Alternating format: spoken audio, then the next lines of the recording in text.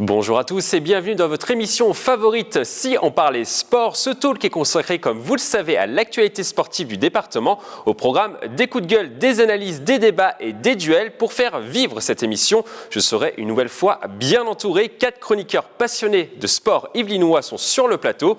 On commence les présentations en musique. À ma droite, il nous vient tout droit de la Cité Royale de Versailles. Vous le connaissez forcément si vous avez suivi la première saison de ce talk. Il est à ce jour l'homme qui a remporté le plus de duels dans cette émission. On le surnomme ici la faucheuse. Ce sera notre spécialiste handball dans ce talk. Alexandre Taillefer est avec nous pour cette émission. Bonjour à tous. Ça fait plaisir de vous retrouver, Alexandre Taillefer. Oui, c'était la première fois cette année. Mon planning a un petit peu changé et je ne pouvais pas venir, mais j'en ai profité cette fois-ci pour pouvoir honorer cette émission. Vous avez manqué à vos fans. On a reçu des dizaines et des dizaines de lettres pour vous. Un petit mot pour eux, peut-être, rapidement. Écoutez, continuez à supporter surtout le club de Versailles, de handball, pour qu'il puisse continuer à bien évoluer, à bien figurer l'année prochaine. C'est noté. On passe à notre deuxième chroniqueur, ou devrais-je dire chroniqueuse. C'est l'une des meilleures coachs en Ile-de-France de pole dance. Ne vous laissez pas séduire par ses yeux en amande et ses airs de gentille fille. Elle n'hésite pas à être piquante quand il le faut. Notre ambassadrice de charme, Hélène Delagrange, nous fait l'honneur de venir sur cette émission. Bonjour Hélène. Je suis ravie de revenir, ça me fait plaisir. Voilà. Troisième émission. Oui, ça y est. Voilà, vous êtes parti, vous êtes lancé. Oui, je crois qu'on va plus m'arrêter maintenant. Vous avez révisé un petit peu l'émission j'ai regardé. Avant de venir. Bon, on va voir ça. De l'autre côté, on retrouve une légende de cette émission, musique. On ne le présente plus, il est coach de l'équipe de rugby de plaisir. Il n'hésite pas à pousser en mêlée pour envoyer des blagues quand il le faut. Je dois vous dire qu'on a beaucoup de mal à le garder en plateau, tellement les grandes chaînes de télévision lui font des ponts d'or. Pour le recruter, Jean-Miss est avec nous. Carrément. Pendant 1 heure. Voilà. Bon. C'est une rumeur ou pas? Bonjour Michael. Alors non, je sais pas. Honnêtement, j'ai pas eu de contact moi. Pourtant mon téléphone est là. Non. Voilà. Mais ce serait avec un réel plaisir. Restez sur ce talk. C'est quand même un réel plaisir d'être ici, parmi vous. On termine par un spécialiste de cricket, l'un des sports les plus pratiqués au monde. C'est un redoutable chroniqueur. Lui non plus n'hésite pas à envoyer des punchlines. On le surnomme dans cette émission le Special One. Robin Young du club de cricket de Thoiry est avec nous. Le cricket Bonjour. est à l'honneur aujourd'hui du coup dans cette émission. C'est super. Je suis content d'être de retour une fois plus. C'est bien l'un des sports les plus populaires au monde. Absolument. Je pense que c'est le deuxième sport. Pas le plus populaire en France, mais dans le monde. Non. Mais il y a des pays où il y a beaucoup plus de monde qu'en France. Et on peut le faire dans les Yvelines. On peut le faire dans les Yvelines, on peut le faire à Thoiry surtout. Et oui, c'est un sport qui se pratique de plus en plus en France. Alors avant de vous présenter les thèmes de l'émission, j'aimerais qu'on parle de golf. À un peu moins de 500 jours du début de la Ryder Cup 2018 qui se tiendra, je vous le rappelle, sur les greens du Golf National de Saint-Quentin en Yvelines, l'organisation vient de désigner son ambassadeur et c'est le navigateur Armel Lecléage qui a été choisi pour incarner cette fonction symbolique. On écoute la réaction du dernier vainqueur du Vendée Globe. C'est une fierté d'être ambassadeur pour la Ryder Cup en France l'année prochaine. On a besoin en France d'avoir des compétitions comme ça de niveau mondial, de renommée internationale pour justement donner des vocations à des jeunes, à des moins jeunes pour jouer au golf parce qu'on se rend compte qu'effectivement c'est un sport qu'on peut pratiquer à tout niveau. Alors quelle est votre réaction par rapport à cette nomination ? Jean-Miss, je vous ai vu discuter pendant l'interview. Non, je suis sûr. Armel Lecléage qui a gagné le dernier Vendée Globe, une course de voile. Ouais, c'est proche du golf. Il fait du golf. Oui, j'espère bien quand même, parce que ça me surprend un peu quand même. Ça me surprend, c'est tout, parce que je sais pas, on n'a pas une ou deux figures emblématiques dans le milieu du golf français pour être représentant de cette ils sont grande. tous dans l'équipe. Oui, certainement, mais non, mais pas actuel quoi. Des figures des anciens. Moi, ça me choque un petit peu qu'on prenne un ambassadeur d'un autre sport, quoi. C'est tout. Ouais, je crois que ça se fait de plus en plus quand même. C'est vrai. On prend les gens qui sont connus plus que connus pour le sport. Oui, mais enfin, lui, il est connu dans la voile, dans le golf. Je suis pas sûr que. Non, mais l'ambassadeur de Londres 2012, c'était Beckham pour le football. Donc il n'avait rien à voir avec les Jeux Olympiques. Oui, mais les Jeux Olympiques, c'est un e-sport. Alors que là, c'est vraiment le golf. C'est la Ryder Cup. Donc voilà. Oui, non, mais ce serait peut-être mieux, mais je pense qu'ils l'ont pris parce qu'il est très connu. Ça serait une belle image, vraiment, de l'avoir, lui, sur les greens pour le coup d'envoi de cette Ryder Cup. Avec le bateau. Peut-être un sport avec le bateau, Jean-Miss. Un peu plus proche peut-être que la voile. J'aurais pensé au tennis plutôt moi, mais bon après, pas, la voile, je trouve ça quand même, c'est très très éloigné du golf, quoi, pour le coup, là. C'est un peu surprenant, je trouve, d'avoir choisi quelqu'un qui fait de la voile. Moi, à la limite, s'il y avait vraiment personne à mettre de très emblématique pour que ce soit reconnu à l'international, on aurait pu éventuellement mettre, à l'idée, ça me venait un tennisman, mais bon, après, peut-être autre chose. Ou alors éventuellement, quand même, parce qu'on l'a croisé tout à l'heure, David Douillet, qui est des Yvelines, et qui aurait été certainement beaucoup plus connu. J'ai rien contre Arnaud Leclerc. Il est peut-être plus dans la politique maintenant. Peut-être, mais c'est une figure, on va dire. C'est une figure du sport français en règle générale. Et je ne suis pas sûr quand même que la voile soit vraiment le sport le plus populaire, quoi, quand même. Est-ce que ça sert vraiment à quelque chose finalement, Hélène, qui est un ambassadeur pour cette Ryder Cup? Elle se vend toute seule, finalement, cette Ryder Cup.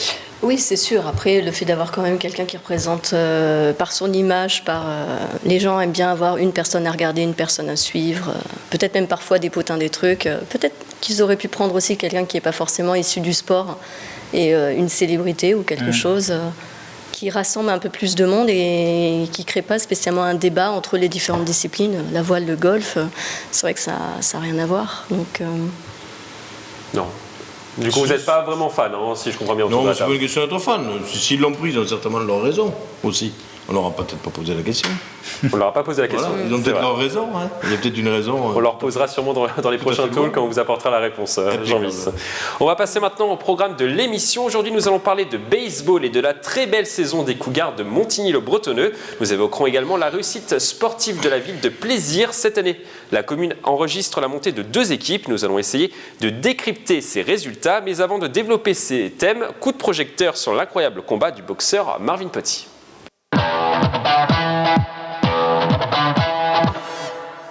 L'élan courtois Marvin Petit n'a pas tremblé ce jeudi 18 mai pour remporter son tout premier titre de l'Union européenne dans la catégorie des poids légers à seulement 26 ans. Le sportif yvinois s'est imposé au Cirque d'hiver de Paris contre l'Espagnol Rerobé Santana, pourtant invaincu jusqu'à présent. Marvin Petit, l'homme qui a terminé 43% de ses combats par KO à cette fois-ci, dû attendre la décision des juges pour s'imposer au point. Il affiche désormais un palmarès digne des plus grands boxeurs de l'Hexagone avec 2 titres de champion de France et un titre européen. On écoute les réactions. Un très bon combat, c'est que j'ai mis une stratégie en place où il fallait que je reste sérieux, déjà obligatoire. Donc ça c'était un truc qu'il fallait que je sois concentré dans tout le long du combat. Et j'ai tenu ma promesse de rester sérieux et le travail a payé. Marvin, il a fait preuve d'intelligence, il a été très intelligent, sans froid. Il a su se contrôler, il ne s'est pas énervé et ça a payé. Disons qu'on le programme pour qu'il soit champion du monde un jour, c'est sûr. Voilà, on espère qu'un jour il vise le titre mondial. Hélène, vous aviez une petite réaction par rapport à la ceinture de Marvin Petit. j'ai bien aimé la fierté à montrer super belle ceinture. Donc voilà, je peux comprendre, il y a du travail, tout ça. Donc je peux comprendre qu'il soit fier, mais c'est très... C'est très masculin de montrer ses trophées comme ça me fait sourire. Alors, selon nos informations, l'Espagnol Rerobé Santana serait reparti en Espagne avec une fracture de la mâchoire et le nez cassé. Je le disais précédemment, son palmarès à 26 ans est remarquable. 2 titres de champion de France et un titre de l'Union européenne. La question sur ce thème, peut-il aller encore plus haut? Oui ou non? Vous votez? Oui? Non? Vous êtes unanime sur la question? Robin, pourquoi? C'est sur vous que ça tombe. C'est normal, oui. Je pense qu'il peut aller plus loin. Franchement, le boxe, c'est vraiment pas le sport que j'aime, que j'apprécie, mais je pense qu'il est jeune, il est champion de France, il y a plein de possibilités, pourquoi pas, mais j'ai pas d'avis très tranché là-dessus, je suis loin d'être expert de boxe, mais oui, pourquoi pas. Il a déjà fait 1 pas, 2 pas, 3 pas, pourquoi pas le reste, hein? Alexandre Taillefer. Il gravit l'échelon France, Europe, il est jeune. 26 ans, c'est très jeune dans la boxe. Hein. On continue largement jusqu'à 40 ans pour gagner des titres. Donc, je ne vois pas pourquoi il n'aurait pas toutes ses chances. Il lui reste au moins 10 bonnes années pour devenir champion du monde. Donc pour moi, il a le temps de continuer à progresser. Et puis pour l'instant, il continue à gagner. Donc Je vois pourquoi il ne pourrait pas viser plus haut. Après, la question qui se pose, c'est il vise plus haut quand? Voilà. C'est à partir de quand il pense pouvoir Alors viser le plus haut. prochain combat de Marvin Petit serait logiquement dans 6-7 mois à peu près pour une défense de titre, et le titre mondial ne serait pas avant 1 an et demi, 2 ans. Ouais, mais je pense que c'est une bonne Voire chose. 3 ans. Mais je pense que c'est une bonne chose. Je pense qu'il ne faut pas sucrer les étapes. Je pense qu'il faut qu'il continue à livrer des combats difficiles, mais pas forcément impossibles immédiatement, et qu'avec l'assurance de la confiance qu'il va engranger avec ces combats qui sont au même niveau qu'il vient de gagner, il va pouvoir avoir plus de chances pour gagner un titre mondial.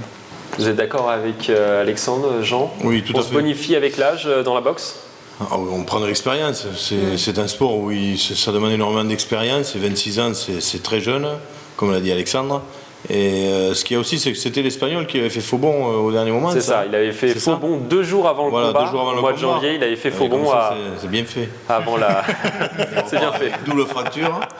Mais les Espagnols, ils ramassent en ce moment là, avec nos boxeurs français.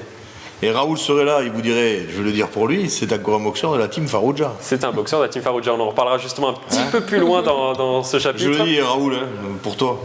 Raoul qui n'a pas pu venir malheureusement sur cette émission à cause d'un contrôle antidopage de ses chevaux. Je vous rappelle qu'il est cavalier international. Alors, c'est un avantage ou un désavantage dans la boxe pour Marvin Petit d'être jeune finalement? Là, il est dans un âge où il faut aller vite ou il faut aller lentement en fait? Non, justement, je pense que pour moi, il faut qu'il prenne le temps de soigner sa boxe et d'arriver au plus haut niveau. Et 2 ans, 2 ans c'est bien, ça lui laisse justement, si vous dites qu'il a un combat dans 7 mois, ça lui laisse le temps de se repréparer pour défendre sa ceinture d'Europe. Et ensuite, s'il la défend et s'il la conserve, il pourra envisager d'aller chercher un titre mondial, un titre suprême, un titre mondial. Après Alexandre Taillefer, il a connu seulement une seule défaite en 23 combats depuis qu'il est professionnel. Mais au final, la boxe, ça joue sur des détails. Des fois, sur un combat, sa carrière peut se briser sur un combat. On redescend tout en bas de l'échelle de la boxe et pas pouvoir rebondir justement après. Dès qu'on perd, on passe dans un échelon où il faut qu'on attende qu'il y ait une autre chance qui se présente à nous, en sachant qu'à côté, il y a des gens qui ne font que gagner et qui passeront devant nous. Donc c'est pour ça qu'il faut essayer de se débrouiller à ne pas perdre. Et pour ne pas perdre, il ne faut peut-être pas se livrer à un combat trop dur, trop tôt. Je pense qu'il faut qu'ils prennent le temps de gravir les échelons pas à pas. L'Espagnol Rerobé Santana n'était pas non plus un novice, vraiment, dans ce combat. Il avait remporté tous ces combats-là durant sa carrière. Il était invaincu, comme je disais précédemment. Finalement, ce combat, ça va l'aider à grandir encore plus, Marvin Petit. Il a travaillé tout au long du combat pour obtenir la victoire face à un adversaire redoutable. Est-ce que ça va l'aider à grandir ? De toute façon, chaque adversaire différent, donc on apprend vraiment, il y a, comme disait Jean, il y a vraiment une expérience qui se crée, une maturité aussi dans les techniques et même une gestion du stress qui n'est pas du tout la même. La préparation, elle va être de plus en plus précise et de plus en plus, technique. Oui, et puis orienté vers tel ou tel titre. Là, il gagne là. Dans quelques mois, il a de nouveau un combat pour maintenir ça. Chaque combat compte. Et c'est dans la confiance, comme vous disiez, dans vraiment la maturité. Et voilà, s'il prend son temps, qu'il travaille bien et que... Il est dans une spirale positive. Oui. Après, faut pas se reposer sur ses lauriers. Faut continuer à travailler, pas brûler les apps. On l'a déjà dit, mais ça compte. Alors, un autre boxeur de la Team Farrugia s'est illustré. Son nom est Gallus Coulon. Ce vendredi 19 mai à Dreux, le trappiste de 26 ans a remporté un combat international contre le Slovaque Ivan Godor, un champion du monde de pied-point. Le sportif ilvinois l'a battu au point. Il affiche désormais un bilan de 7 victoires, 1 nul et 8 défaites. On écoute la réaction de son entraîneur, l'inévitable Tanguy Farrugia. Ce qui a fait la différence, c'est que Gallus, il était affûté et puis... et après, il s'est énervé un petit peu parce que l'adversaire était truqueur, mais sinon, il a prouvé qu'il était plus intelligent et plus près que les autres, on va dire. Robin, comment expliquer cette réussite de ce club? Adila Moumadi, champion d'Europe, Marvin Petit, champion d'Europe, Gallus Coulon qui remporte des combats internationaux, et il y en a d'autres qui arrivent derrière. C'est aujourd'hui peut-être le meilleur club de boxe en France. Quelle est la recette? pour que ça fonctionne? J'ai l'impression que cet entraîneur, il y est pour quelque chose. Hein. Je pense que quand on a un leader, quelqu'un qui sait motiver les autres boxeurs, ça c'est déjà un élément qui est important. Et puis, plus il y a de succès, ça amène du succès. Donc, c'est un ou deux qui gagnent, les autres, ils vont attirer peut-être d'autres personnes qui y croient. Et je pense que ça fait un mouvement positif. Et si on a quelqu'un à la tête, ou plusieurs, qui savent manipuler toutes ces bonnes choses, c'est peut-être pour ça que ça progresse. Hein. C'est dur à gérer, hein, Jean-Michel, également, d'avoir plusieurs boxeurs sous contrat. La boxe est un sport à part quand même. Hein. C'est quand même un sport assez particulier qui demande beaucoup d'investissement personnel et de travail. C'est des heures et des heures et des heures de travail. On dit que tous les sports à haut niveau demandent énormément d'heures de travail, de préparation et d'entraînement. Mais la boxe particulièrement, c'est un sport qui demande quand même une grande résistance physique, puisqu'après, les combats, d'ailleurs, les boxeurs ne font pas beaucoup de combats dans l'année, hein, on le sait. Donc c'est pas pour rien. Hein. Il y a beaucoup de préparation pour très peu de temps de combat finalement. Le travail est fragile, peut-être, Alexandre Taillefer?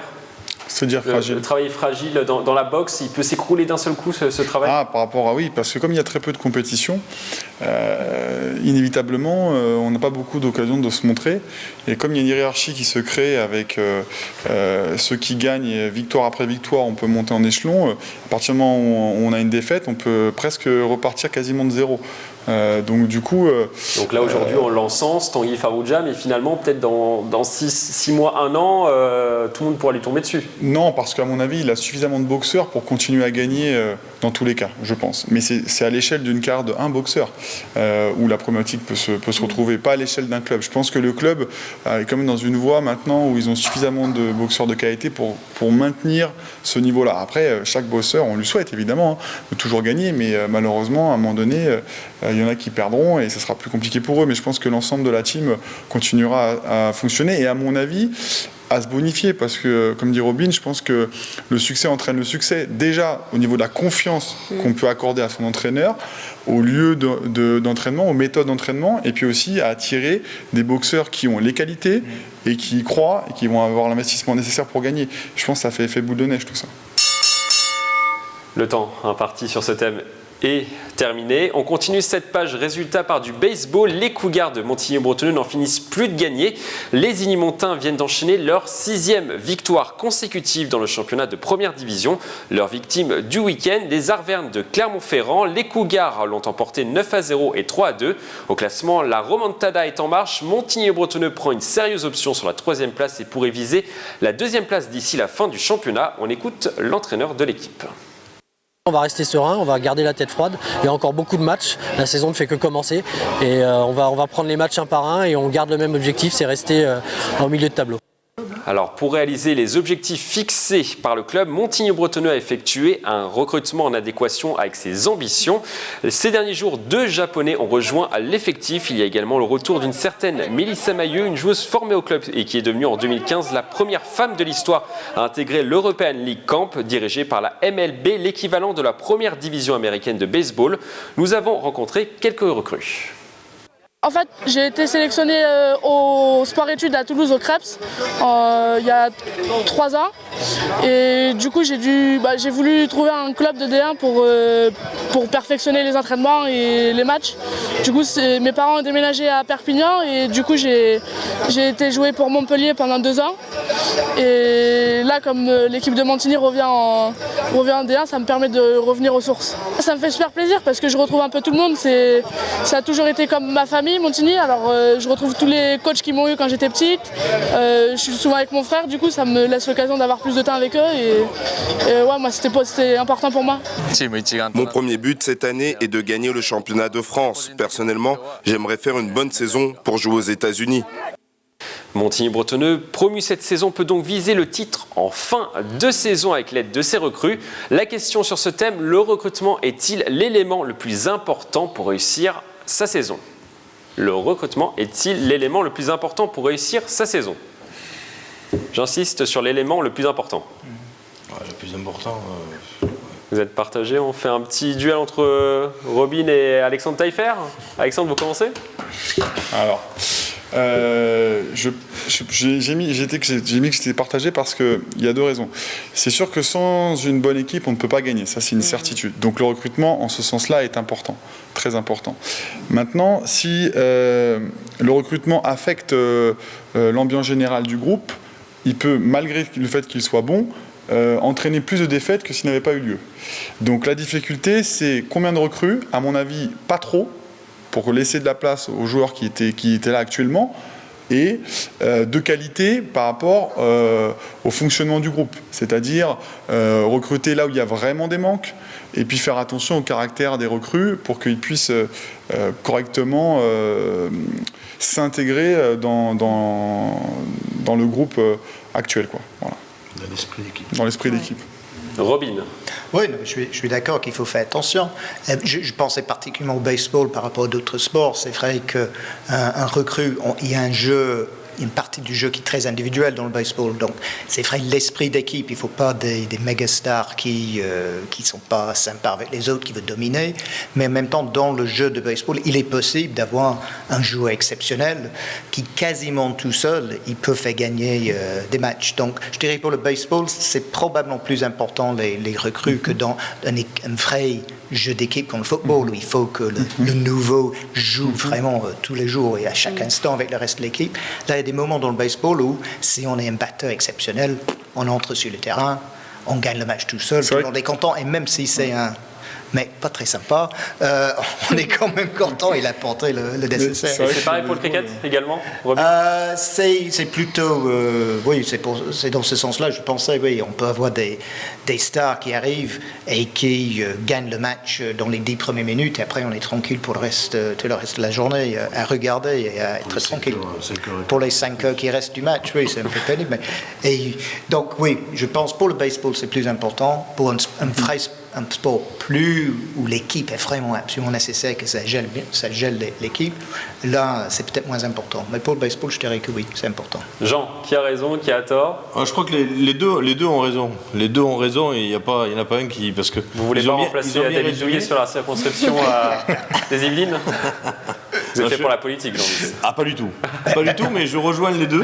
Je rejoins les deux parce qu'ils ont bien défini exactement entre les disciplines différentes. Moi, je rajouterais juste un plus par rapport à l'analyse d'Alexandre, c'est qu'un sport collectif, effectivement, moi je suis d'accord avec lui lorsqu'il dit qu'il ne faut pas trop de recrues, parce que ce qui prime avant tout, c'est le collectif. Et déjà, quand on met un collectif qui fonctionne, si on change trop d'éléments, eh ce collectif-là, il faut le refaire. Donc ça, c'est très important. Mais je rajouterais juste un petit bémol, à savoir que au handball, comme au rugby d'ailleurs, à des postes clés, parce qu'il y a des postes clés dans ces disciplines-là, il est important quand même d'avoir un joueur avec un petit peu plus d'expérience, et plus ce joueur-là est bon, et plus il peut apporter à l'équipe. Je pense notamment par exemple au rugby, un demi d'ouverture avec un excellent jeu au pied qui va vous mettre 12 points par match au pied, où c'est garanti, et c'est très important dans un championnat, quoi. Donc oui, du recrutement, oui, à des postes clés, et pas trop. Il y a également peut-être un souci d'intégration, Hélène, avec certains joueurs, les Japonais qui arrivent, qui débarquent à Montigny sans connaître forcément l'histoire du club. C'est forcément une intégration différente que celle de Mélissa Mailleux, qui a grandi au club, qui a été formée au club et qui revient au Cougar après avoir passé quelques années à Toulouse et à Montpellier. C'est forcément différent. Déjà, culturellement, c'est pas pareil. Historiquement aussi, voilà, comme tu disais, voilà, ils connaissent pas forcément l'historique du club, etc. Maintenant, je pense qu'ils arrivent, même de l'étranger, forts de leur capacité à leur poste pour lesquels on les a recrutés. Donc, ils savent au moins faire ça. Je pense que tout le monde est assez intelligent pour laisser la place aux arrivants et puis qu'ils occupent chacun leur fonction de façon confortable, on va dire. Après, si tout le monde a envie de faire avancer vraiment l'équipe, l'équipe et le club, il ne devrait pas y avoir de problème d'intégration. Je pense que si d'office un joueur est connu pour un très mauvais caractère, un problème d'intégration, etc., on aura plus de difficultés, plus de réticence à le recruter aussi. Je pense que ça doit rentrer en ligne de compte dans le choix de l'entraîneur, à mon avis, après du recruteur. Et est-ce que ça pousse peut-être le championnat également d'intégrer des Japonais, des joueurs d'Amérique dans l'équipe Alexandre Taillefer? C'est la loi du sport. Est-ce que ça pousse pas un peu le championnat? Non, tant que c'est autorisé, on utilise tout ce qui est autorisé pour gagner. Voilà. Parce qu'ils sont promus et finalement vont peut-être viser le titre de champion de France à la fin de la saison. Les autres avaient qu'à les recruter si voulaient être meilleurs, s'ils pensent être meilleurs avec eux. Non, moi je pense qu'il y a un règlement, on respecte le règlement, on l'utilise, il y a un nombre de recrues, il y a une date pour les recruter. Voilà, c'est tout quoi. Non, c'est comme ça maintenant. Le football, il y a 20 ans, le football européen, c'était des différents pays et quasiment dans tous les pays, il n'y avait aucun joueur étranger. Aujourd'hui, on voit par exemple en Angleterre où on a la plus mauvaise équipe nationale d'Europe, il y a quasiment plus d'Anglais qui jouent dans les grands clubs en Angleterre. Je le regrette pour l'histoire du club et tout ça, mais pour le spectacle et malheureusement pour l'argent, pour le business, c'est du business maintenant. Donc les meilleurs joueurs, on paye le prix, on a les meilleurs joueurs, on a le meilleur spectacle. C'est comme ça, je le regrette d'une certaine manière, mais c'est comme ça maintenant le sport. Oui. Jean, rapidement. Oui, et puis je rejoins et je redis encore ce que j'ai dit tout à l'heure, parce qu'on l'a déjà cité ici, mais par exemple au football américain, ils avaient recruté 1 ou 2 Américains à des postes clés. Parce que c'est justement ce que disait Robin tout à l'heure. Il y a certaines disciplines, plus que d'autres, où les postes clés sont très importants. Et obligatoirement, quand on va chercher des joueurs étrangers qui sont des spécialistes de la discipline, forcément, ça fait monter le niveau de suite, le niveau de l'équipe. Oui, et ça fait monter le niveau du pays où on n'a pas ces spécialistes. Donc ça, c'est aussi l'avantage. Le niveau général du sport monte. Au baseball, on est allé chercher 2 Japonais, ils ne vont pas aller chercher 2 Belges, c'est sûr. Notre caméraman qui est en régie doit penser à vous, Jean-Michel en ce moment. Pourquoi? Parce qu'il est belge également. On a entendu crier. Alors en tout cas, ils ont l'air de bien vivre leur saison. On regarde cette séquence.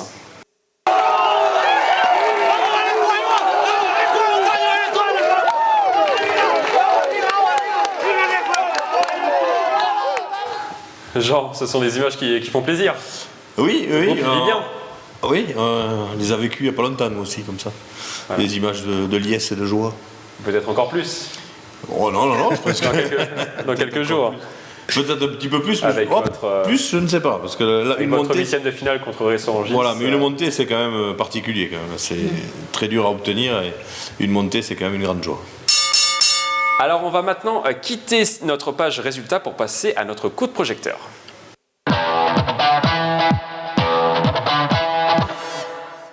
Aujourd'hui, dans notre coup de projecteur, on prend la direction de Plaisir. L'équipe de handball de la ville termine la plus belle saison de son histoire par une victoire. Assurée de monter pour la première fois en National 3, les jaunes et noirs se sont imposés lors de l'ultime journée contre Draveil dans un match sans enjeu.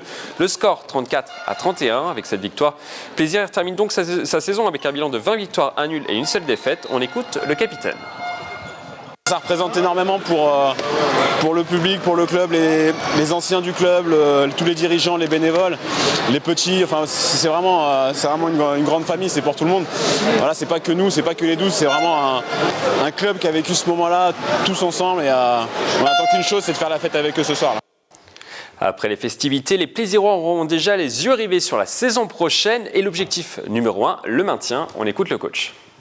Il faut tout de suite se remettre au travail parce qu'il va falloir tout au moins maintenir l'année prochaine et puis travailler de manière à pouvoir continuer à mener le projet et essayer de le mener le plus haut possible. Donc du travail sur la planche. Alexandre Taillefer, un petit mot sur la montée de Plaisir qui était dans votre championnat. Qui était dans notre championnat. Écoute, déjà félicitations à ce groupe parce qu'on sait que la montée de la pré-nationale à N3 c'est très compliqué. Il n'y a qu'une seule montée et bien souvent on peut dire, on entend de la part des arbitres que le haut du classement de la pré-nationale est plus fort que la bonne moitié basse de la Nationale 3 parce que c'est la région parisienne et que c'est assez atypique. Il y a beaucoup de bons joueurs dans la région parisienne jusqu'à des anciens joueurs de l'équipe de France de handball. Ça va jusque là. Donc Donc du coup, félicitations à eux, parce que c'est un championnat très très très dur. On voit bien 20 victoires, un nul, une défaite, et ceux qui sont derrière, ils sont vraiment juste derrière. Donc on n'a pas droit à beaucoup d'erreurs. Vous avez 4 points d'avance sur le second. C'est-à-dire 2 victoires. Donc voilà, félicitations à eux. Pour Victor Garrigues, ça fait 6 années maintenant qu'il est au club. Il a façonné l'équipe année après année, il l'a amélioré en termes de qualité de jeu, projet défensif, projet sur le jeu rapide, en améliorant par les joueurs, poste par poste. Et ils ont fini à chaque fois deuxième ou troisième, quand une année il y avait 2 montées. Et pas grand-chose. Il y a une année, ça s'est joué au goal average particulier, but à l'extérieur sur la dernière journée. Donc là, je suis content pour eux, parce qu'ils ont tellement eu de déception à louper cette montée. Ça faisait 13 ans qu'ils étaient en pré-national, et ça faisait 4-5 ans qu'ils étaient très très proches d'obtenir la montée. Ouais, 6 même. Et donc voilà, maintenant... je pense que ce groupe-là a quelque chose à jouer en National 3 l'année prochaine, je pense. Alors à ces très bons résultats du Plaisir handball, il faut ajouter la montée en Fédéral 2 de l'équipe senior de rugby de la ville de Jean-Miss, Plaisir. Il y a également du tennis à haut niveau dans la ville et du volleyball avec les garçons qui sont en National 3. La question sur ce thème, Plaisir est-elle une vraie ville de sport? Oui ou non? Vous votez. Oui ou non? Oui, vous êtes unanime. On va vous donner la parole, Jean-Miss. Est-ce que c'est une vraie ville de sport? Si je dis non, vous serez plus à Plaisir la saison prochaine. On va couper les vivres. Hein. Donc, non, mais moi, connaissant à travers le rugby, la ville de Plaisir à travers le rugby, il faut reconnaître quand même que Plaisir déjà a des installations sportives dans les disciplines que vous avez citées, qui sont magnifiques, qui sont purement magnifiques. Donc déjà, pour pouvoir travailler, c'est dans des conditions quasiment idéales. Et puis, on a quand même un énorme soutien de notre municipalité. Je le vois à travers le rugby. Moi, je ne peux pas parler pour les autres disciplines, mais à travers le rugby, on a un gros soutien au niveau de notre municipalité, que ce soit aussi bien... Vous avez 422 licenciés, hein, si je ne me trompe pas, au rugby à Plaisir. Certainement, oui, certainement. Je sais qu'il y en avait autour de 400. L'un des plus gros clubs de la ville, il y a 27 clubs, c'est l'un des plus gros. Ah oui, parce qu'on joue à 15 au rugby. Oui, certainement. Non, mais il y a une belle école de rugby, il y a des jeunes qui gazent bien, il y a des bons résultats. Les 2 équipes seniors, l'équipe réserve a perdu dimanche dernier en demi-finale du championnat de France. Et puis, nous jouerons, nous, avec l'équipe première, les 8e de finale du championnat de France dimanche à Houille contre Ris-Orangis. Donc c'est vrai que le travail effectué toute la saison pour nous avec Frédéric Jardet et moi-même en équipe première, c'est le résultat d'un travail sur 2 années. Et derrière, comme je vous disais, la municipalité est à fond derrière nous. Donc effectivement, oui, je pense que Plaisir est une ville très sportive. Alors Robin, il y a 6720 licenciés sur la saison 2015-2016. On n'a pas les chiffres de la saison 2016-2017. Pour 31 000 habitants, il y a 27 clubs, je le disais précédemment. Est-ce que ce sont de bons chiffres pour une ville comme Plaisir? J'ai l'impression, mais c'est pas forcément la quantité qui compte. Je pense que c'est la qualité. Donc si on a un grand nombre de licenciés, c'est bien. Si on a un nombre moyen, mais comme des gens, les installations sont bien et donc le niveau de qualité générale est bonne, ça c'est notre mesure. Est-ce que c'est une ville très sportive? C'est un mix entre la qualité et le nombre de joueurs. Donc selon vous, on juge plus peut-être sur les gros clubs que sur les clubs un peu plus moyens? Ça c'est éventuellement l'inconvénient. Si on investit trop dans la qualité, ça veut dire on pourrait laisser tomber le sport un peu plus amateur, de simplement impliquer le maximum de gens.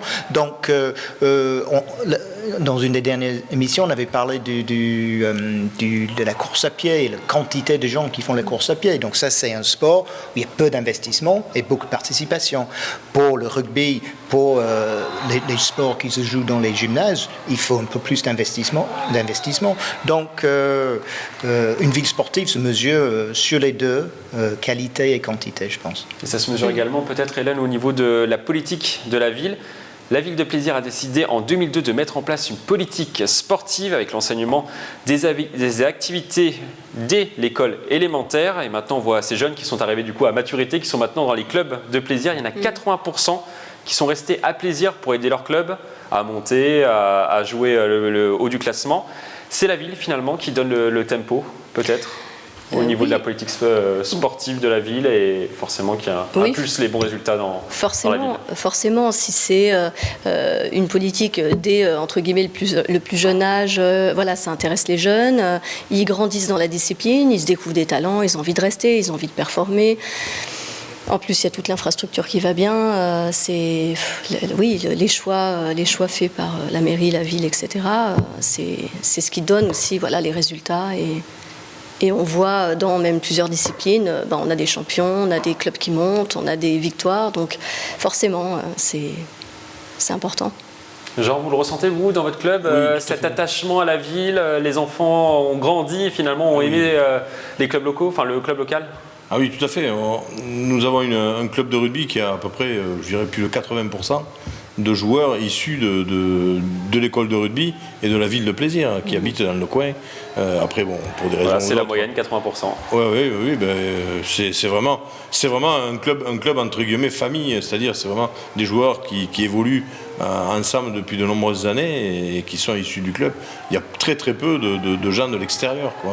Donc c'est vrai qu'on voit vraiment qu'à travers ça, la ville intéresse les jeunes sportifs à rester et propose aussi justement de belles installations, de beaux clubs. Et ça aide tout ça. Et avec ça même je pourrais rajouter, parce que c'est vrai que on dit Plaisir, mais même les Yvelines en règle générale, avec le golf, le vélodrome, enfin il y a quand même de très très belles installations. Donc Plaisir est le reflet un petit peu du département. Alexandre, Plaisir peut-elle avoir de meilleures équipes encore mieux classées? Elle alloue 416 000 € par an aux associations sportives. Finalement, c'est pas si énorme. 71 350 € de subvention pour le rugby, Jean-Miss. Est-ce que c'est... c'est pas assez, monsieur. C'est pas assez. Est-ce que c'est suffisant pour un club, par exemple, comme Plaisir, qui va monter en Fédéral 2 la saison prochaine, qui va jouer contre des gros morceaux qui ont des budgets à plus d'1 million d'euros? Est-ce que c'est suffisant? Non, je pense pas. Sincèrement, je pense pas, parce que j'ai un peu une idée de ce que ça peut coûter quand même en rugby, et ça me semble insuffisant pour voir sereinement le maintien à la saison prochaine par rapport aux investissements que pourraient avoir les autres équipes. Ça, c'est mon avis. Voilà. Après, il y a des sports qui sont plus gourmands que d'autres. Je pense que pour le handball, c'est suffisant, ce qui est donné au club de handball. Mais je pense que pour le rugby, ça serait bien qu'ils aient un peu plus. Après, voilà, c'est à chaque sport de se battre pour avoir le plus d'argent possible auprès de la municipalité et que le meilleur gagne. Vous êtes d'accord ? Oui, tout à fait. Merci Alexandre. Si vous pouvez être entendu.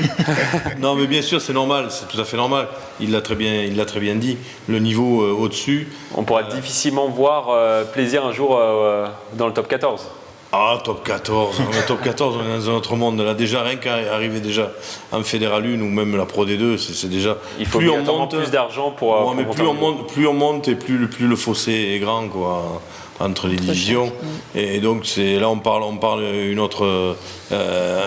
autre monde complètement. Mais c'est vrai que sur Plaisir, ce que disait Alexandre, au niveau du rugby, c'est pas simplement l'argent municipal, c'est aussi les partenaires, aller chercher d'autres partenaires, aller intéresser d'autres partenaires, parce que le niveau va être différent. Plus de sponsors. Voilà, partenaires, parce que le sponsoring, c'est plus des partenaires, sponsoring.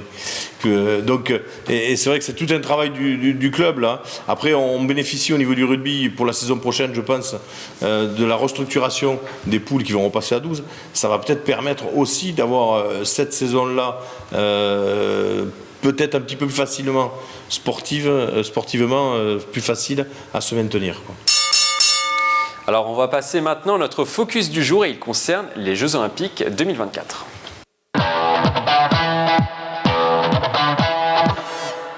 Les Jeux Olympiques 2024 seront peut-être attribués à Paris, donc en 2024. Le CIO est passé lundi 15 mai sur les différents sites yvelinois pour les évaluer. La commission s'est notamment rendue à l'île de loisirs de Saint-Quentin en Yvelines pour repérer le futur emplacement du stadium de BMX, une structure qui sera implantée à un peu moins de 400 mètres de l'actuelle piste située à côté du Vélodrome national. On écoute les réactions. Il y a effectivement un BMX qui est juste à côté, sauf que pour les épreuves olympiques, il y a des parcours qui sont beaucoup plus longs, avec, je dirais, un circuit. Et ce site, aujourd'hui, le BMX actuel ne permet pas de réaliser ces parcours. Donc c'est la raison pour laquelle l'île de loisirs, et plus particulièrement cet espace, va être aménagé d'une manière provisoire. Hein. Ce ne sera pas une installation permanente. Donc pour l'entraînement, ça représente après 2 super outils sur lesquels on peut diversifier justement les entraînements, ce qui peut les aider à progresser encore un petit peu plus. Maintenant, sur le fait de la compète, de la faire sur une autre piste, eux, de toute façon, ils seront prêts quoi qu'il arrive. Hein. Donc que ce soit sur celle-là ou sur une autre, encore une fois, le job, ça sera le même. La nouvelle piste sera donc sans toit pour permettre aux télévisions de filmer, détail qui n'avait pas été évalué lors de la construction. La piste serait également légèrement trop petite et trop dangereuse, notamment au départ. Le pire dans l'histoire, c'est que la piste a été rénovée en 2015 pour la rendre plus présentable pour les JO. La question sur ce thème, la construction d'une nouvelle piste à côté de l'ancienne, est-ce que c'est une faute professionnelle ?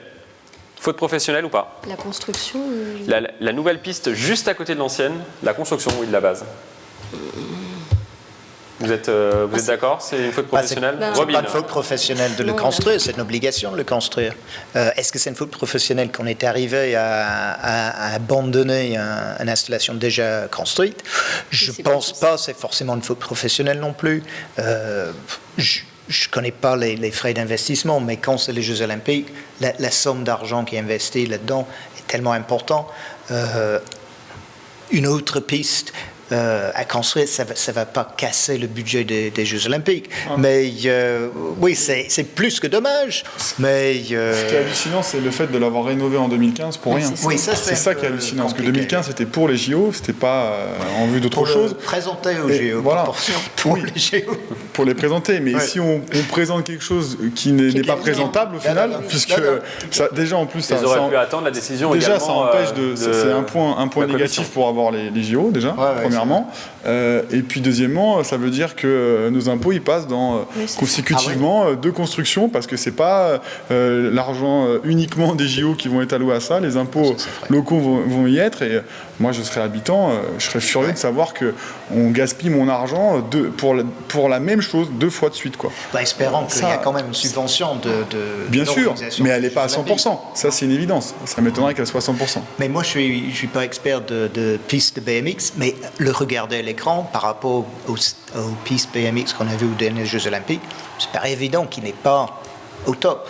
Il n'y a pas de couleur, c'est que du gris, tandis que les autres, c'est multicouleur. Il y avait également de la place peut-être au niveau des tribunes également. Il y avait des tribunes, il va falloir... Alors que là, il y en a une très grande. Moi, comme je dis, je ne suis pas expert, mais en regardant ça, je me dis, oui, c'est pas à la hauteur des Jeux Olympiques, ça. Est-ce qu'il faut aux gens peut-être donner plus la parole aux acteurs du terrain qui connaissent finalement peut-être mieux le BMX que les instances qui avaient subventionné cette première piste de BMX? Alors les acteurs du terrain, pour moi, on les a entendus là, c'est le sélectionneur. Eux, ils parlent sportivement. C'est-à-dire que pour eux, sportivement, le fait d'avoir déjà cette piste, c'est bien. Le fait d'en avoir une autre, pourquoi pas, ce sera encore mieux. Donc eux, ils réfléchissent sportivement. Moi, je trouve... la piste actuelle pourrait servir de piste d'entraînement. Voilà, toujours plus. Non mais d'accord, mais c'est bien, c'est sûr. Sportivement, c'est très bien. Voilà, c'est très bien sportivement. Maintenant, c'est un petit peu... Pour moi, je trouve que c'est un petit peu un scandale. C'est une énorme faute professionnelle, parce qu'il doit bien y avoir quand même un cahier des charges qui demande une piste de BMX pour les Jeux Olympiques. Faites comme ça. Là, on fait une rénovation en 2015, on n'est pas capable, on n'est pas foutu de se mettre aux normes par rapport aux Jeux Olympiques. C'est quand même pas le tournoi de Perlimpinpin qu'on va faire là. C'est les Jeux Olympiques. Donc c'est quand même pour moi une énorme faute professionnelle. Peut-être c'est l'organisation de Paris 24 qui n'a pas expliqué. Ah oui, mais alors là, je pense que quand même là on remet en cause carrément le système des JO. je sais pas, alors là c'est encore pire. Là. Alors là, si ça veut dire s'ils le font sorti d'un repas en disant si on a enlevé le toit quoi. On a qu'à enlever le toit aujourd'hui. Allez, bon maintenant si vous la voulez, l'organisation, il faut enlever le toit. Hein. Non, je pense pas, il faut être sérieux. Je pense quand même qu'ils auraient pu demander avant, en 2015, exactement ce que les JO préconiser pour l'organisation. Pas le faire, et puis après dire on en refait une à côté. Moi je trouve ça, c'est un petit peu gros quand même. Hélène, après le comité olympique aurait pu s'adapter peut-être au site avec son toit. Voilà, ils auraient pu adapter peut-être les caméras pour filmer. Je pense que quand il y a Est-ce que c'est finalement à nous adapter à eux ou est-ce que c'est au comité à s'adapter aux réalités du terrain? Parce que ça va coûter de l'argent en plus. Oui, ok, sans parler de l'argent que ça va coûter, je pense qu'au niveau des JO, il y a des exigences par discipline. Elles doivent être les mêmes pour tout le monde, donc je ne pense pas que le comité ait besoin s'adapter, oui, mais pas sur des longueurs de piste ou pas sur des histoires de toit qui empêchent, je ne sais pas, de filmer ou la bonne présentation des JO. Non, je pense qu'on ne peut pas adapter ce genre de choses. On ne doit pas s'adapter par rapport à ce genre de choses. La largeur, la texture de la... Quelque part, on est obligé, si on veut les Jeux Olympiques, on ne peut pas leur dire écoutez, si vous n'êtes pas content, vous allez voir ailleurs. Hein. C'est ça. Ben oui, ils vont y aller ailleurs. Donc là, le problème, c'est qu'on n'a pas le choix. Si on les veut, on est bien obligé de dire amen à tout ce qu'ils demandent. Et si demain, on a reconstruit à côté et qu'ils disent elle est un petit peu trop courte. Quoi. Oui, mais en même temps, il faut. Mais je pense quand même que sérieusement, il doit y avoir quand même un cahier des charges et qui n'a pas été suivi. Et si ça n'a pas été donné par le comité d'organisation, c'est encore plus grave. Hein, parce que là, c'est quand même de l'argent public et c'est parti en fumée. Il y a un côté également aussi qui fait polémique, c'est le côté éphémère, Jean-Miss, de la piste. Oui, parce qu'elle pourrait être démontable. Démontée à la fin de la compétition. Bon, après... Est-ce qu'on la laisse ou pas, finalement? Sportivement, comme là je rejoins tout à l'heure, sportivement, comme je disais, le sélectionneur il dit si on en a une deuxième, tant mieux. Parce que ce sera encore mieux pour la préparation. Si on l'a construit, pourquoi la démonter? Pour en faire quoi? On va la donner à qui? On va la vendre? On va la revendre? On va la mettre sur le bon coin ou... Donc, non, mais peut-être que la démontée, ça permet d'utiliser le terrain pour une autre action et de récupérer de l'argent par rapport à ça. Moi, je pense qu'il faudrait la démonter.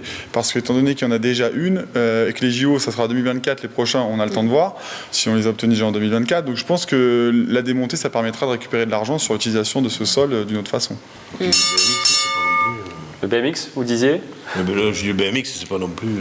C'est pour ça qu'il vaut mieux la démonter pour pouvoir l'utiliser pour autre chose. Alors c'est le moment de passer à notre rubrique débat dans cette émission, à Jingle.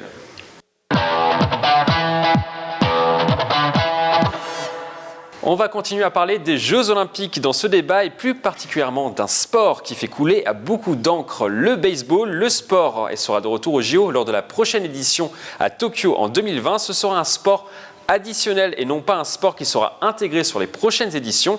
C'était une demande de la part des organisateurs nippons. Du coup, le baseball sera en option pour les Jeux Olympiques de 2024. Si Los Angeles est sélectionné, pas de souci. Mais si c'est la France, il y a très peu de chances que le sport soit reconduit. La question sur ce thème, le baseball doit-il être aux Jeux Olympiques de 2024 en France? Oui ou non? Vous votez. Non, vous êtes unanime, vous avez décidé de m'embêter sur cette émission. Robin, vous qui êtes le spécialiste. Oui, c'est ça, le spécialiste. Non, mais quand on parle du baseball ou autre chose, moi je pense que les Jeux Olympiques, c'est quand même des Jeux internationaux et à mon avis, déjà, il y a le golf. Je ne vois pas pourquoi il y a le golf aux Jeux Olympiques. Il y a tellement d'argent déjà, il y a tellement de tournois dans cette affaire. Il y a beaucoup de pays qui jouent au golf, donc je me contredis sur mon point, mais bon. D'un côté, le golf, oui. C'est pas le meilleur exemple. Le golf, ils n'ont pas besoin de ça. Mais les petits sports, entre guillemets, où il y a 5, 6, 10 pays dans le monde qui jouent à ce sport-là. Pourquoi pas le mettre au Japon, parce que c'est un sport national au Japon? Pourquoi pas le mettre, pendant qu'ils sont aux États-Unis, comme un sport invité? Pourquoi pas? Mais non, les Jeux Olympiques, c'est pour les sports où il y a un minimum, disons, 20, 50 pays qui vont participer. Sinon, on ajoute n'importe quoi. Jean, vous êtes d'accord avec Robin? Oui, un petit peu, oui. Pour une fois, je suis d'accord avec un Britannique. Oui, c'est vrai, je Je crois que le baseball, c'est vraiment, on en a discuté un petit peu, c'est vraiment joué aux États-Unis, à Cuba, au Japon. Mais après, c'est quand même pas. On sait qui va gagner finalement. Je crois qu'il y a eu 5 éditions et le Cuba en a remporté 3. Et la Corée du Sud, je crois, et le Japon. Et le Japon, je crois que c'est le dernier vainqueur et ça a été d'ailleurs enlevé à l'issue des Jeux Olympiques 2008. C'est ça, non, je crois ? Effectivement. Voilà, à l'issue des Jeux Olympiques 2008 au Japon, ils avaient supprimé le baseball. Et bon, mais voilà, ça concerne que trop peu de pays pour que ce soit vraiment représentatif et que c'est valeur vraiment aux Jeux Olympiques, quoi. Tout le monde doit jouer le jeu, selon vous, Alexandre Taillefer. Voilà, finalement, même les Américains les États-Unis ne voudraient pas jouer le jeu en envoyant des équipes réserves, voire encore plus réserves, des jeunes, tout simplement. Est-ce que tout le monde doit jouer le jeu, peut-être créer des ligues un peu de partout, des ligues compétitives pour remettre finalement ce sport aux Jeux Olympiques? À part les Américains, les autres, ils joueront le jeu, sauf qu'ils n'ont pas le jeu, quoi. C'est ça la problématique. Donc à partir du moment où les JO, c'est quelque chose d'universel, le baseball ne l'est pas. Donc c'est un sport qui n'a rien à faire aux Jeux Olympiques. Si demain, c'est un sport qui devient universel dans 50 ans, 100 ans, 30 ans, 20 ans peut-être, ou plus tôt, pourquoi pas. Mais aujourd'hui, c'est pas dans l'actualité. Après, on peut éventuellement faire de ce sport un sport invité dans un pays qui est très populaire. Ça, d'accord, si par exemple les États-Unis l'ont, pour moi ça me semble envisageable parce qu'il y aura du monde, il y aura des spectateurs, parce que faire ça en France pour avoir personne, je vois pas l'intérêt. Voilà, donc bon. Pour moi, Los Angeles, oui, à Paris, non. Et ça permettrait pas de booster peut-être le nombre de licenciés? Il y en a 15 000 en France. S'il y a les Jeux Olympiques en France, ça pourrait booster encore plus le nombre de licenciés. Oui, c'est sûr, mais le temps qu'on ait vraiment l'impact significatif, ça va prendre combien d'années? Je ne suis pas sûre que... Il faudrait déjà que les gens soient un minimum intéressés pour avoir envie d'aller voir les matchs, de suivre ça, et puis après s'inscrire, commencer à pratiquer et développer, ça prendrait trop de temps en fait. Ça va forcément augmenter le nombre de licenciés, mais... Je pense assez peu. Si on met la pole dance au JO, forcément ça boostera tout de suite ou pas? Ouais, c'est spécifique selon vous au baseball? Non, mais de toute façon le problème est le même, toutes les disciplines. Après la pole dance c'est un peu différent. Je pense que c'est pratiqué dans plus de pays. Il y a plus de licenciés, je pense, enfin plus de pratiquants de pole que de baseball en France. Donc déjà. Et puis il y a beaucoup plus de pays, où la pole est déjà implantée, déjà pratiquée. Je sais pas, à voir. Robin, pour les soucis également d'infrastructure, parce que c'est le point noir finalement du dossier. On n'a pas de stade de baseball en France. Il faudra forcément en construire un. Ou sinon, il y a les Cougars de Montigny-Bretonneux qui ont proposé qu'on fasse des matchs sur leur stade Jean Maréchal à Montigny. Est-ce que c'est une bonne idée finalement de proposer de jouer sur ce stade à Montigny? Il faut être sérieux. C'est un sport où il y a beaucoup de pays qui participent, c'est déjà un point. Et deuxièmement, oui, qu'on investit dans des vraies infrastructures. On a vu d'autres Jeux Olympiques comme Athènes où il n'y a quasiment rien qui est resté. Tout est tombé dans les ruines. Donc, soit on investit vraiment et soit il y a une logique du début à la fin, mais on ne peut pas bricoler, inventer un truc, construire là-bas. Et je ne connais pas le stade dans les Yvelines, mais pour le transformer au niveau d'un Jeux Olympiques, je pense qu'il y a un investissement important. Ils seraient ravis, sans doute, là encore, d'avoir l'infrastructure. Ils ont tendu la main, en tout cas. Dans les quelques 5 ou 6 lieux où ils peuvent installer ça, mais il faut être un peu réaliste dans les investissements, voir le long terme, le vrai long terme. Mais ça coûterait moins cher que de construire un nouveau stade. C'est sûr. À plusieurs millions d'euros. Oui, certainement. Mais il faut voir du début à la fin. Moi, on arrête, à mon avis, la réflexion avant. On ne va pas faire du baseball, donc la question ne se pose pas. Adaptation de stade existant au nouveau stade, non. On ne va pas jusqu'à-là, de toute façon. On le met à côté de la piste du BMX. Oui, on démonte le BMX et on faire le baseball. Un coup sur deux l'après-midi. Un coup sur deux. Vous n'êtes pas favorable, vous, Jean-Michel, à l'installation du baseball ici à Montigny? Voilà, quand on voit qu'il y a déjà des sites olympiques ici, le vélodrome, le BMX, la colline des Lancours, le golf. C'est surtout par rapport à l'investissement que cela représente et au retour que ça peut avoir. Je ne pense pas. Les pays qu'on a cités tout à l'heure, les États-Unis, Cuba, le Japon, c'est professionnel chez eux. Chez nous, c'est amateur. Et je crois même qu'en Europe, on en parlait, je crois que c'est même peut-être semi-professionnel dans certains endroits, mais c'est très peu fréquenté chez nous. Donc ce serait un gros investissement pour un petit retour. Pour moi, ça suffit déjà, la piste de BMX. Deux pistes. Dont une démontée. Alexandre, pareil pour vous? Moi, je pense encore... c'est des impôts. Non, mais c'est-à-dire, c'est ça, c'est les coûts que ça va apporter supplémentaires. Pour quel retour? On sait très bien que les Jeux Olympiques... Plus de licenciés, peut-être.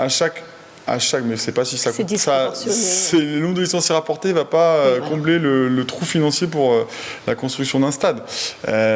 C'est sûr que pour les clubs de baseball, pour les pratiquants de baseball, c'est leur intérêt, il est là. Mais si on prend un peu de recul et qu'on regarde l'intérêt de la France, déjà on sait très bien que c'est très dur de revenir dans ces sous sur des JO que tu as fait très longtemps, que personne n'a gagné d'argent, ils en ont plutôt perdu énormément. Dans un état de crise qu'on vit mondialement, je pense pas que c'est le moment de faire des dépenses supplémentaires avec, on le sait d'ores et déjà, aucun retour, aucun bénéfice financier. Rapidement, tour de table, combien de chances de voir les Jeux Olympiques ici en France selon vous? Pourcentage? 100%. Les Jeux pardon, excusez-moi, les baseball. Le baseball. 0%. Ah oui, on s'en fout. 0. Ouais, 0. 0%. Vous êtes unanime. C'est la fin de cette émission. Merci de nous avoir suivis. On se retrouve le jeudi 8 juin pour un nouveau numéro de Si on parlait sport. À bientôt sur TV Fil 78.